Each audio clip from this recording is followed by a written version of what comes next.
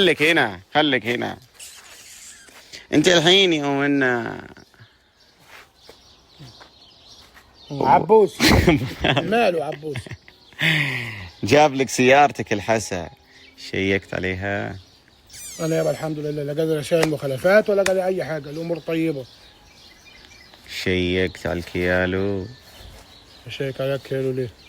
لأنه ممكن تكون مشت زيادة، ولما تمشي من زيادة السيارة تقل من قيمتها، فيمكن انا اللي مديها له ينزل بيها اساس. يمكن لين وصل يوم وصل لف فيها. هي اي وسوسه وخلاص، هي اي اذيه وخلاص.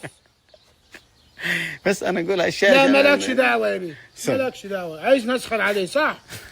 لا يا أنا بيه. بس أقول عشان إنه يعني لا مالكش دعوه، كل حاجه تمام. إيه. والبعوض تمام ورابط الحزام وكل حاجه حلوه. ما في بعوض؟ ما في بعوض يا بيه. امشي يا اخوي.